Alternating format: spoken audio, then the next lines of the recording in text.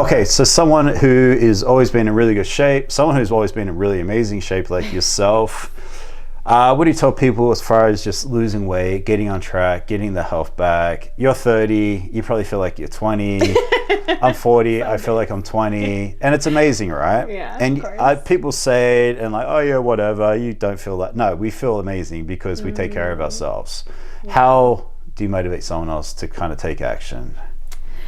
I think it's really looking at what their outcome is, or what their desire for losing weight is. Okay. Usually it's not just losing weight. Usually it's more of like, I just Something don't deeper. like something personal. Okay. I don't like how I look, or I was bullied as a kid and, this gives me confidence, or some, things of that nature.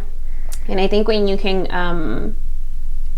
can correlate it to something that's more personal to them, I think they're more in tune to stick to it. Okay. To stick to a goal. How do you find that personal thing? Is it just being real with just by yourself? Asking questions, out of curiosity, like what's the reason you want to lose weight? Like, have you always been this size?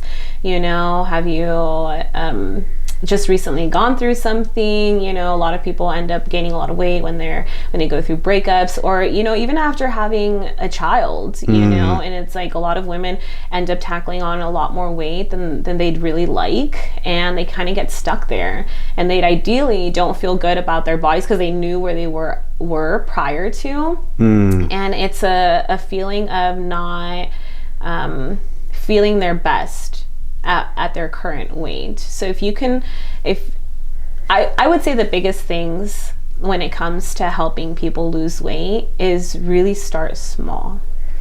Very small. Extremely small. Gotcha.